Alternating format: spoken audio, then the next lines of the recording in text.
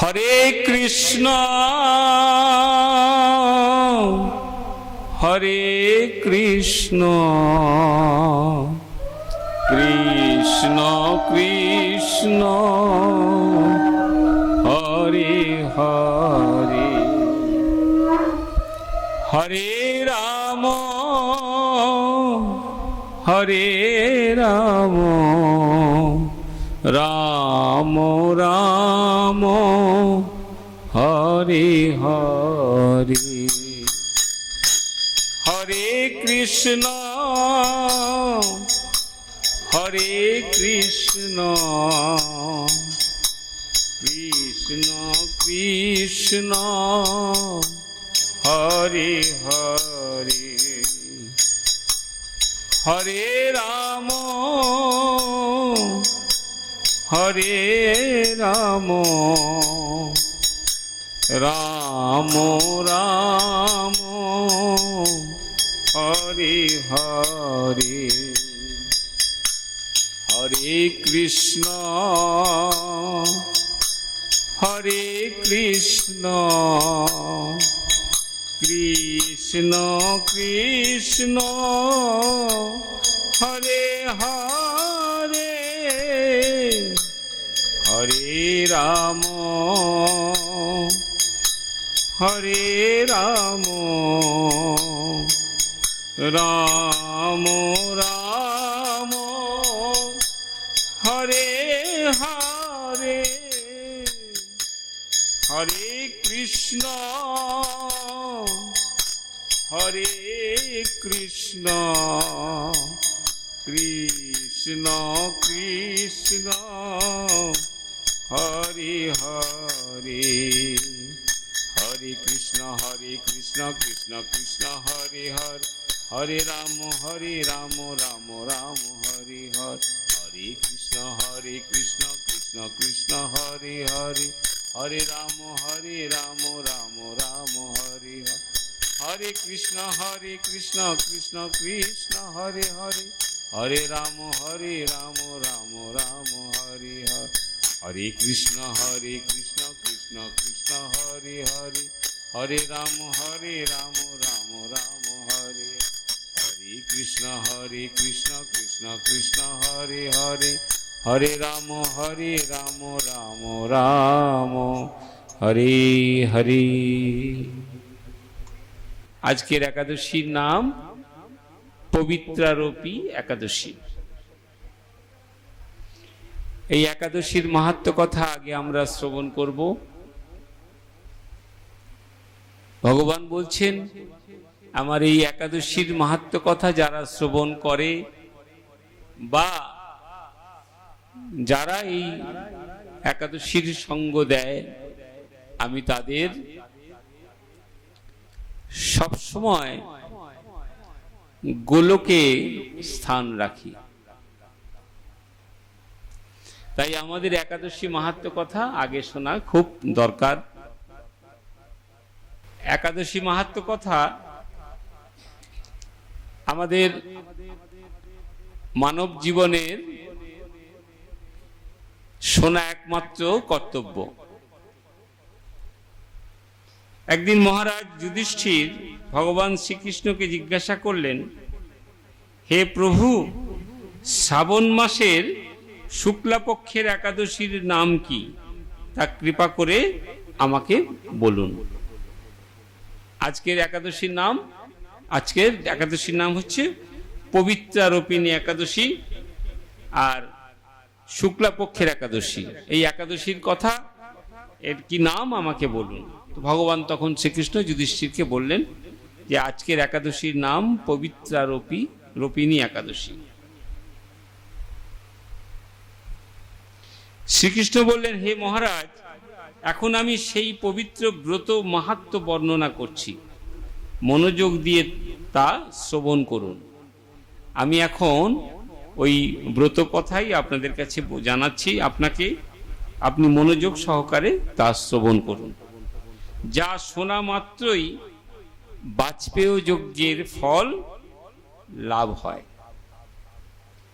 প্রাচীনকালে দাপর যুগের শুরুতে মহিজিদ নামে এক বিখ্যাত রাজা ছিলেন।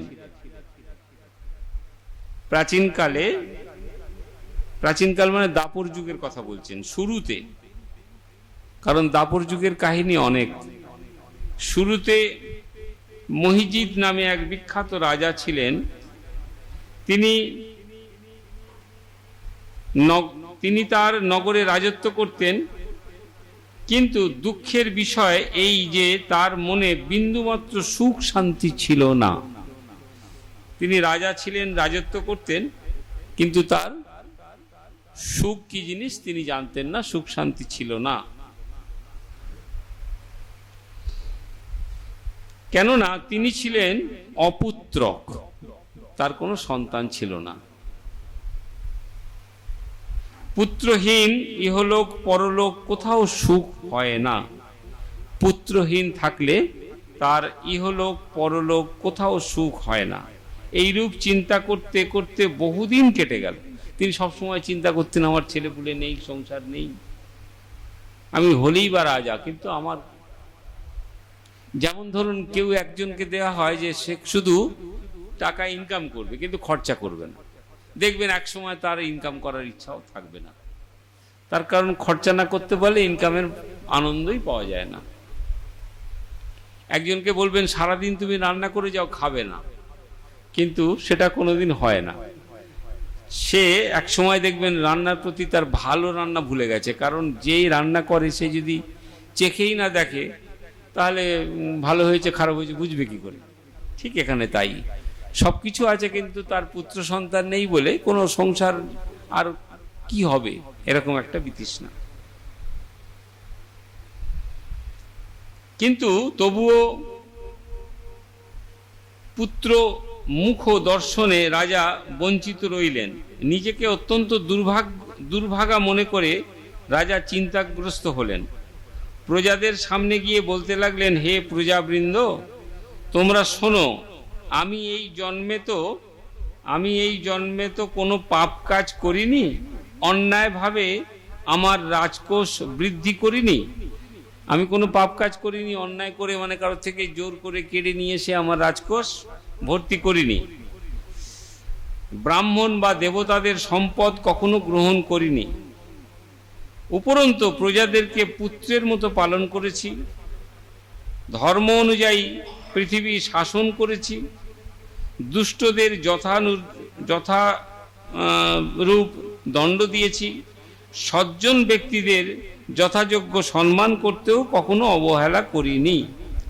তাই হে ব্রাহ্মণগণ, এই প্রকার ধর্মপথ অবলম্বন করা সত্ত্বেও কেন আমার পুত্র লাভ হলো না,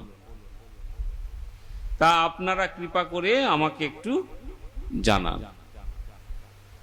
রাজা এই প্রকার কাতর উক্তি শ্রবণে ব্যথিত রাজভক্ত পুরোহিত ব্রাহ্মণগণ রাজার মঙ্গলের জন্য গভীর বনে ত্রিকালজ্ঞ মুনি ঋষিদের কাছে যেতে মনস্থির করলেন। যে এখানে আমরা বুঝতে পারছি না, কোনো ঋষির কাছে গিয়ে জানবো যে সত্যি সত্যি যদি কোনো মানুষ ভালো ব্যক্তি হয় তার এত অসুবিধা হয় কেন।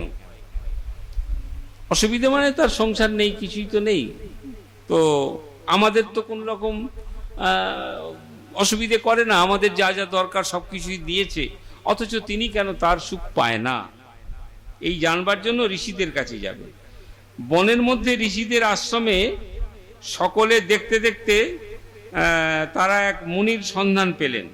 ওই জানবার জন্য তারা এক মুনির সন্ধান পেলেন। সুতমুতো আবার কোথেকে আসে রে বাবা।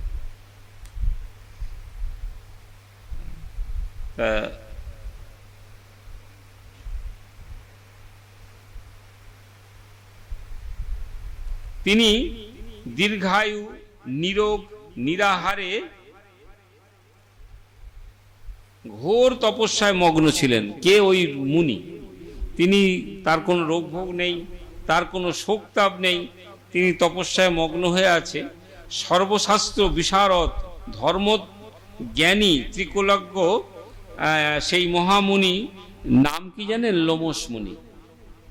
হ্যাঁ, লোমশ মুনি নাম হয়েছিল কেন মনে আছে? এই আমার তো দেখছেন কম লোম, তার গায়ে ভর্তি লোম, মানে একদম সেই হনুমান বাঁদরের মতো। তিনি ওই বসে বসে ধ্যান করছেন। ব্রহ্মার এক কল্প অতিবাহিত হলে মুনিবরের গায়ে একটি লোম পরিত্যক্ত হতো। ওই যে লোমসমুনি, মানে কি ভীষণ কথা, দেখুন কি বলছে, যে ব্রহ্মার এক কল্প, এই এক কল্প হিসেব করা যত তাড়াতাড়ি বলে দিলাম, এই এক কল্প যদি বিস্তার করা হয় বিশাল ব্যাপার। তা সেই এক কল্প যদি ব্রহ্মার যখন দিনরাত হয়, মানে একটা একটা কল্প শেষ হয়, ওই লোমসমুনির তখন একটি লোম খসে পড়ে যায়। সেই কারণে ওই মহামুনির নাম লোমসমুনি হয়। তাকে দেখে সকলেই ধন্য হলেন। তারা পরস্পর বলতে লাগলেন যে আমাদের বহু জন্মের সৌভাগ্যের ফলে আজ আমরা এই মুনিবরের সাক্ষাৎ লাভ করলাম। বহু জন্মের ভাগ্যের ফলে মুনিবর সাক্ষাৎ লাভ করলাম, কারণ এরকম মুনি দেখা যায় না। তাকে যখন দেখতে পেয়েছি আমাদের জীবন সার্থক হলো। তারপর ঋষিবর তাদের সম্বোধন করে বললেন, কি কারণে আপনারা আমার কাছে এসেছেন? আমি জঙ্গলে নিরিবিলিতে সুন্দর একা একা ধ্যান করছিলাম। আমি তো লোক, মানে সে কি বলে, কোনো মন্দিরে বা কোনো জায়গায় বসে ধ্যান করছিলাম না। তো আপনারা আমার কাছে কি কারণে এসেছেন? আমি কি আপনাদের কোনো উপকার করতে পারি?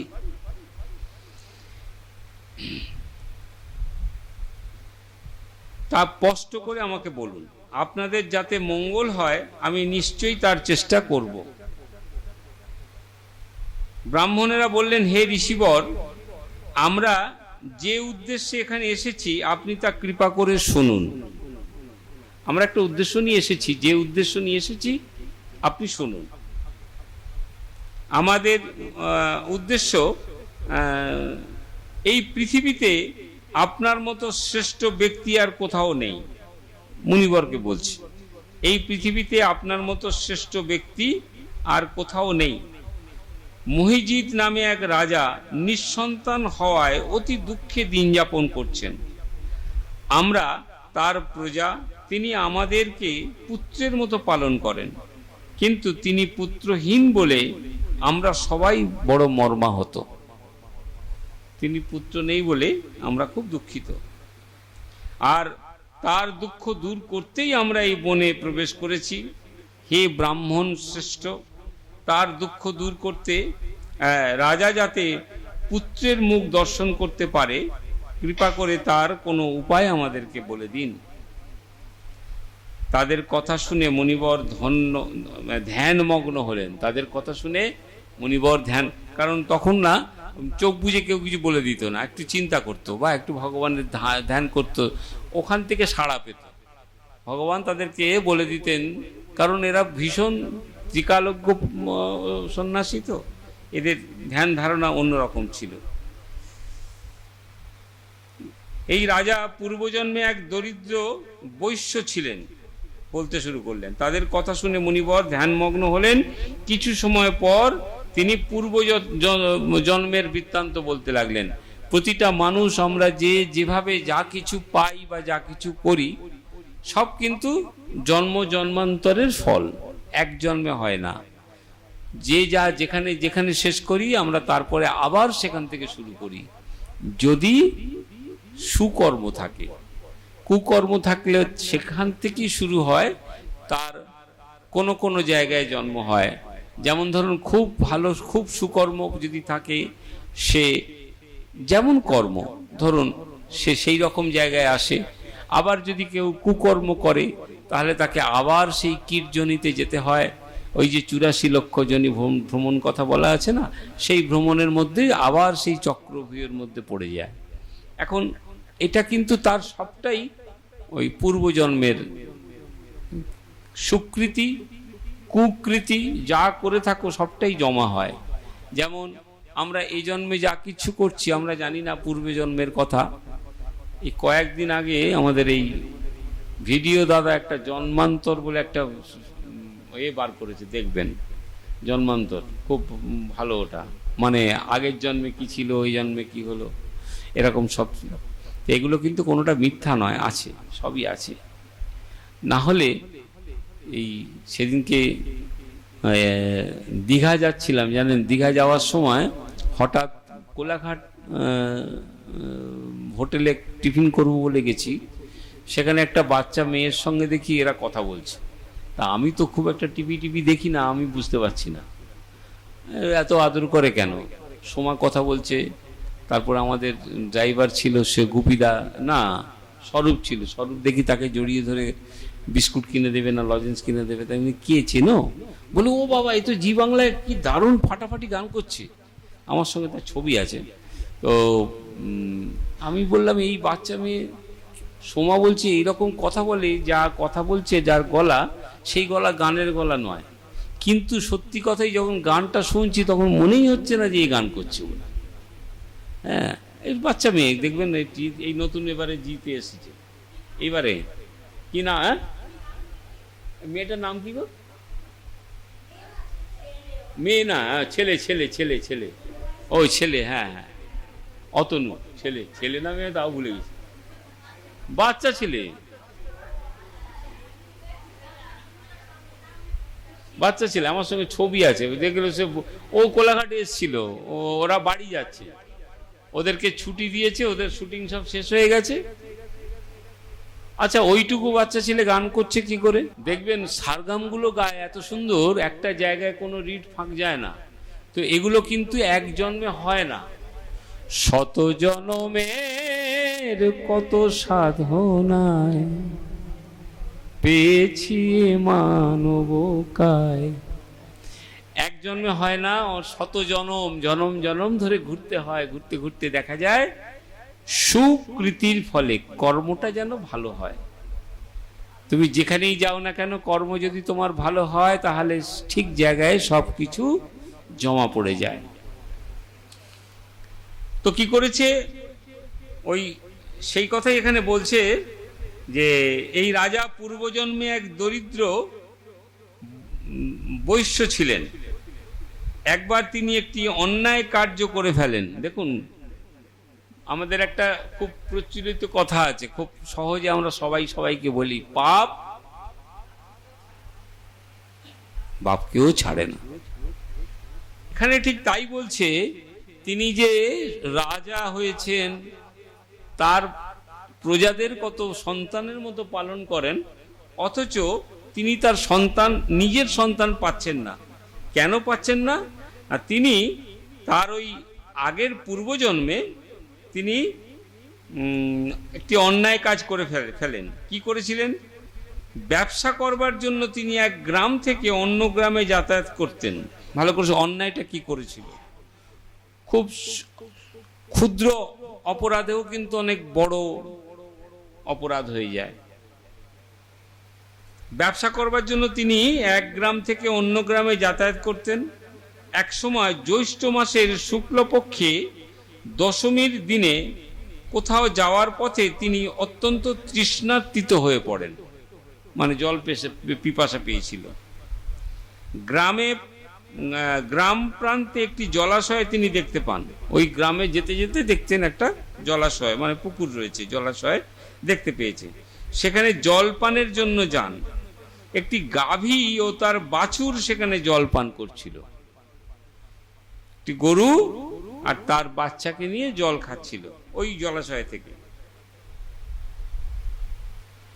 তাদেরকে তিনি, আমরা করি না, তাদেরকে তিনি তাড়িয়ে দিয়ে নিজে জলপান করতে লাগলেন। একটা জলাশয় তো খুব ছোট জায়গা নয়, অনেক বড় জায়গা। তা সেখান থেকে যদি সে খাচ্ছিল, আমি যদি তার পাশে বা একটু এগিয়ে গিয়ে কোথা থেকে নিতাম, সে না করে সে কি করেছে, ওই গাভীগুলোকে, মানে গরুটা বাছুরটাকে, এই যা যা যা, এখানে আমি জল খাবো এসছি, তাড়িয়ে দিয়েছে। এই পাপ কর্মের ফলে তিনি পুত্র সুখ থেকে বঞ্চিত হন। চিন্তা করুন, খুব ছোট এমন কিছু অন্যায় নয়, আমরা মাঝে মধ্যেই করি না, সেটা যে কোথায় পাপ হয়ে বসে থাকছে আমরা কিন্তু জানি না। এত সহজ পাপ কিন্তু, মানে কত, একবারে কিছুই না। জল খেতে গেছি, সেই ঘাটে গরু জল খাচ্ছিল, আমি দেখতে পেয়ে সেই গরুটিকে সরিয়ে দিয়েছি, এটা অপরাধ বলে কেউ মনেই করে না, কেউ মনেই করে না। ঠিকই করেছি, আমি জল খাবো ওইখানে, আর গরুটা মুখ দিয়ে জল খাচ্ছে, ওটা খাওয়া যায় নাকি, আমি সরিয়ে দিয়েছি। কিন্তু সেটাও কত বড় অপরাধ দেখুন, তার কারণে তিনি পুত্র থেকে বঞ্চিত হচ্ছেন। কিন্তু পূর্বজন্মে কোনো পূর্ণ ফলে তিনি এই রকম নিষ্কণ্টক রাজা হয়েছেন, কোনো বাধা তার কাছে থাকবে না, তিনি সব দিক থেকে ভালো হবে, সেটাও তার পূর্বজন্মের কর্ম ছিল। যেমন ধরুন একজন খুব ধনী ব্যক্তি, রাজার কথাই বলছে, তিনি সবকিছুই পেয়েছেন কিন্তু পুত্র থেকে বঞ্চিত। তার জন্য যেটুকু অপরাধ করেছিল সেই জন্য তার সন্তান হয়নি বটে, কিন্তু তার অন্যান্য কোনো অসুবিধে ছিল না। তিনি তো রাজা মানুষ, তার তো কোনো অসুবিধে ছিল না, তার কারণ তিনি এখানে কোনো ভালো কাজ করেছিলেন। শাস্ত্রে আছে যে পূর্ণ দ্বারা পাপ ক্ষয় হয়, শাস্ত্রে আছে যে পূর্ণ দ্বারা পাপ ক্ষয় হয়, তাই আপনি এমন একটি পূর্ণ ব্রতের উপদেশ করুন যাতে পারদ্ধ পাপ দূর হয়ে এবং আপনার অনুগ্রহে তিনি পুত্র সন্তান লাভ করতে পারে। মুনিবর, আমাকে এমন একটা রাস্তা বলে দিন যাতে তিনি তার ওই পাপ ক্ষয় করতে পারে এবং তিনি পুত্র সন্তান লাভ করতে পারে, আমাকে এমন একটা পথ বলে দিন। তখন লোমশ মুনি বললেন, শ্রাবণ মাসের শুক্লপক্ষের পবিত্রারোপী একাদশী ব্রত অভীষ্ট ফল প্রদান করে, যা হয় না সেটাও হয়। একাদশী করলে যেটা পাওয়া যায় না সেটাও পাওয়া যায়, যে কোনো একাদশী, শুধু এই একাদশী বলে নয়, একাদশী ব্রত করলে ভগবান বলছে যত ব্রত পৃথিবীতে আছে শ্রেষ্ঠ ব্রত হচ্ছে এই একাদশী ব্রতের কোনো আমরা কি বলি সাবস্টিটিউট, মানে এর এটা না করে ওইটা করব, বিকল্প, একদম বিকল্প নেই, এর বিকল্প কিছু হয় না। অথচ ছোটবেলা থেকে জেনে এসেছি একাদশী তো তারাই করে যাদের স্বামী থাকে না।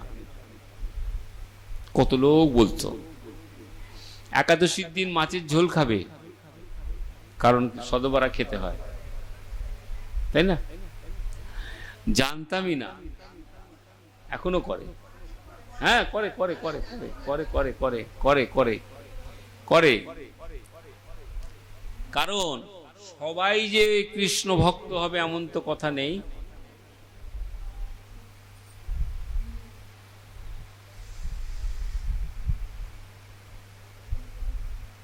এই বিধি যথাযথভাবে যদি উনি পালন করেন, লোমশ মুনি বললেন, এই বিধি যদি যথাযথভাবে যদি পালন করেন তাহলে তার সুফল নিশ্চয়ই তিনি পাবেন। লোমশ মুনির কথা শুনে আনন্দ চিত্রে গৃহে প্রত্যাবর্তন করে তারা রাজাকে সে সকল কথা জানালেন। রাজাকে সব তখন গিয়ে বললেন, দিদি দেরি হয়ে গেছে না, যে দেখুন আপনি একাদশীর ব্রত পালন করুন, আপনার প্রারব্ধ কর্মে যা যা ছিল সেগুলো সব কেটে যাবে, আপনি আপনার সন্তান পেলেও পেতে পারেন। তারপর সকলে মিলে মুনির নির্দেশ অনুসারে ব্রত পালন করতে শুরু করলেন। তাদের সকলের পূর্ণ ফল রাজাকে প্রদান করলেন। সেই পূর্ণ প্রভাবে রাজা মহর্ষি গর্ভবতী হলেন। তার স্ত্রী উপযুক্ত সময় বলিষ্ঠ সর্বাঙ্গ সুন্দর এক পুত্র সন্তান জন্ম দান করলেন। ভবিষ্যৎ পুরাণে এই মাহাত্ম্য বর্ণিত হয়েছে। এই ব্রত মাহাত্ম্য যিনি পাঠ বা শ্রবণ করেন তিনি সমস্ত পাপ থেকে মুক্ত হবেন এবং পুত্র সুখ ভোগ করে অবশেষে দিব্যধাম প্রাপ্তি হবেন। এই ছিল পবিত্র রূপণী পবিত্রা রূপিণী একাদশীর মাহাত্ম্য কথা। এর সর্বশেষ একটা সার অংশ হচ্ছে 15 দিনের মধ্যে আমি আগেও বলেছি, আবারও বলছি, এটা আমার কথা, আপনাদের কথা নয়, বইয়ের কথাও নয়। এই আগামীকাল থেকে একাদশীর দিনটা একটু ঠিক থাকে, আবার আগামীকাল থেকে ওই ঠিক 14 দিন পর্যন্ত আমরা মহাপাপে ডুবে থাকি সব রকম দিক থেকে। যদি একটা গরুকে সরিয়ে দিলে জল খেলে পাপ হয়, তাহলে এমন পাপ না জানি আমরা কতই করি। একবার ভেবে দেখবেন, সেই পাপ থেকে মুক্তি পাওয়ার একমাত্র বিধান ভগবান নিজে দিয়ে গেলেন। ভগবান উপদেশ যুধিষ্ঠিরকে বলেনি। প্রতিবার একাদশীর কথাতে বলা হয়, যুধিষ্ঠির জিজ্ঞাসা করছে শ্রীকৃষ্ণকে, আর কৃষ্ণ উত্তর দিচ্ছে যুধিষ্ঠিরকে। এখানে যুধিষ্ঠির হচ্ছে আমরা,